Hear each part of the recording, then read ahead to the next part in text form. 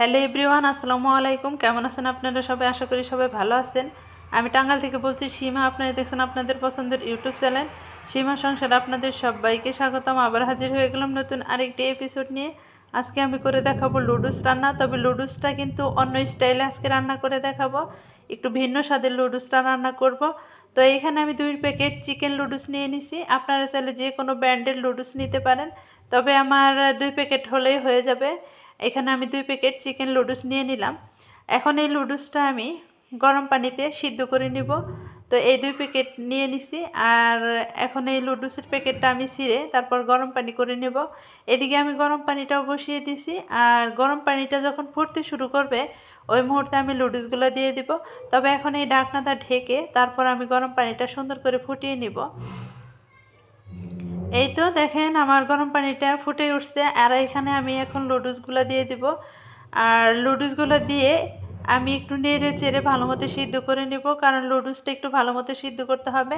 আর প্রথমে দিয়ে দিচ্ছি রান্নার রেগুলার তেল। এখানে আমি 2 প্যাকেট লুডুসের জন্য 1 চা চামচ পরিমাণ রান্নার তেল দিয়ে নিলাম।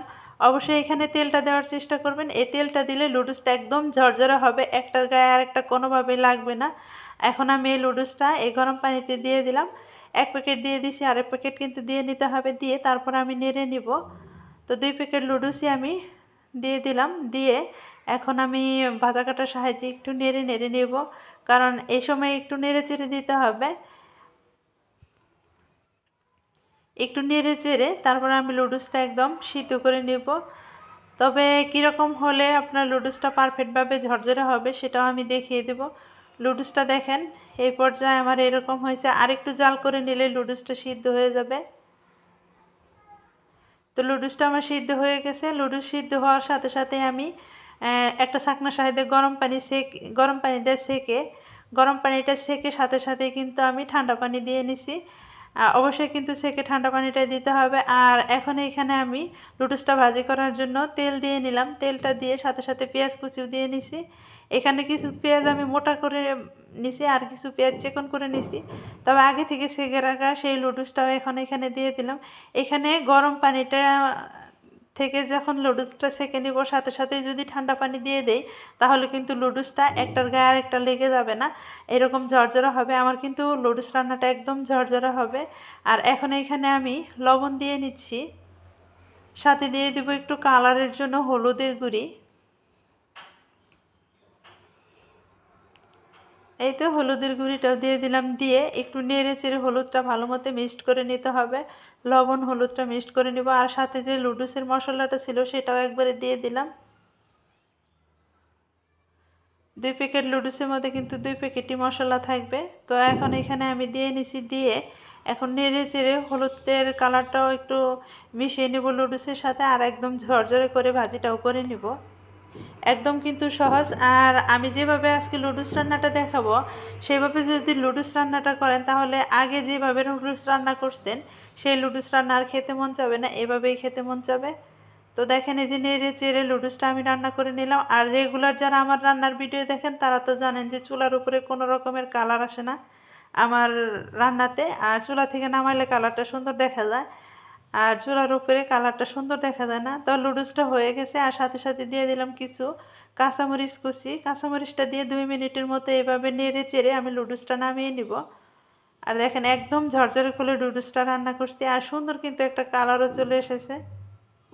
এই তো এরকম ঝরঝরে করে রান্নাটা করে নেবেন। যে কোনো লুডুস রান্নায় যদি ঝরঝরে করে রান্না করেন তাহলে কিন্তু খেতে ভীষণ মজা লাগবে আর খুব ভালো লাগে খেতে। দেখেন একটু কাছে নিয়ে দেখিয়ে দিই যে কীরকম ঝরঝরে হয়েছে। একটার গায়ে আর একটা লেগে থাকে না, কিন্তু একদম ঝরঝরে হবে। এদিকে লুডুসটা কিন্তু আমার হয়ে গেছে। এখন এই লুডুসটা আমি চুলা থেকে নামিয়ে নিব। লুডুসটা আমি চুলা থেকে নামিয়ে নিলাম। নামিয়ে নিয়ে এখানে এখন ডিম লাগবে আমার, এই জন্য 2টা ডিম নিয়ে নিছি। 2টা লুডুসের প্যাকেটের জন্য 2টা ডিম হলেই যথেষ্ট। আর ডিমটা প্রথমে আমি পরিষ্কার করে ধুয়ে নিয়ে নিছি এইভাবে। অবশ্যই ডিমটা ধুয়ে কিন্তু ইউজ করবেন। আর দিয়ে নিয়ে নিছি এখানে কিছু কাঁচামরিচ কুচি আর কিছু পেঁয়াজ কুচি। কাঁচামরিচ আর পেঁয়াজটা একটু লবণ দিয়ে একটু ডলে নিতে হবে যেন পেঁয়াজটা নরম হয়ে যায়, এরকম করে নিতে হবে। আমরা যে রেগুলার ডিম ভাজি খাই সেরকম করে কাঁচামরিচ আর পেঁয়াজটা ডলে নিলেই হয়ে যাবে। এই তো এইভাবে ডলে একদম নরম করে নিব, নিয়ে তারপর আগে থেকে যে ডিমটা রেখে দিয়েছিলাম সে ডিম দুইটাও ভেঙে নিলাম। ভেঙে এখন এই ডিমটা এভাবে হাত দিয়ে গলিয়ে নেবেন, কোনো ভাজা কাটা বা চামচের সাহায্য করতে যাবেন না, এভাবে করে নিলে বেশি ভালো হবে। তো দেখেন এই যে আমি হাত দিয়ে কীভাবে করে নিচ্ছি, এইভাবে করে নিতে হবে। তো এটা আমার রেডি হয়ে গেছে। ডিমের মিশ্রণটা রেডি করে নিলাম, আর এখন ওই ডিমটা আমার ভাজি করে নিতে হবে। ভাজি করার জন্য ফ্রাই প্যান নিয়ে নিছি, একটু দিয়ে দিলাম রান্নার তেল। তেলটা গরম হয়ে গেলে এখানে ডিমগুলো দিয়ে দিতে হবে। এই তো ডিমটাও দিয়ে নিলাম, এখন এক পিঠ হয়ে গেছে ডিম। এখন আমি উল্টিয়ে নিব, আলতোভাবে উল্টিয়ে নিতে হবে, যেহেতু এখানে ডিমটা একটু পাতলা টাইপের হয়েছে সেজন্য ডিম উল্টিয়ে নিতে হবে। আস্তে করে উল্টিয়ে নিতে হবে, না হলে ভেঙে যাওয়ার সম্ভাবনা থাকবে বেশি। তো আমি এই যে উল্টিয়ে নিচে উল্টিয়ে সাথে সাথে আগে থেকে যে লুডুসটা রেডি করে রেখে দিয়েছিলাম সেই লুডুসটা এখন এখানে দিয়ে দিচ্ছি। আর লুডুসটা এইভাবে দিয়ে নিতে হবে, দিয়ে তারপর ভাঁজটা দিয়ে দিতে হবে। হয়তো আমি ক্যামেরার দিকে তাকিয়ে ভাঁজটা দিতে পারছি না। এই তো দেখেন এই যে আমি ভাঁজটাও দিয়ে নিলাম, এইভাবে ভাঁজ করে নেবেন। নিয়ে তারপরে আমার একটা হয়ে গেল, এইভাবে আমি সবগুলাই ভাজি করে নিব। আর এইভাবে লুডুস রান্নাটা কিন্তু বেশি মজা লাগে। আগে যেভাবে খাইছেন সেইভাবে খাওয়া বাদ দিয়ে এইভাবে একবার খেয়ে দেখবেন, দেখবেন যে আগের তুলনায় লুডুস রান্নাটা কতটা মজা লাগে। তো সবগুলো লুডুস আমার হয়ে গেছে, আর আমি এইভাবে ভাজি করে নিচ্ছি। দেখতে কিন্তু অনেক সুন্দর লাগতেছে। তো ভিডিওটা ভালো লাগলে অবশ্যই কিন্তু সাবস্ক্রাইব করবেন, আমার চ্যানেলের সাথেই থাকবেন, আর কমেন্টের মাধ্যমে জানাবেন আজকের লুডুস রান্নাটা কীরকম হয়েছে।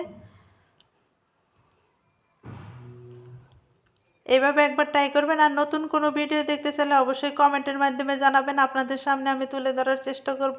তো আজকের মতো এই পর্যন্তই, সবাই ভালো থাকবেন, সুস্থ থাকবেন। আসসালামু আলাইকুম, আল্লাহ হাফেজ।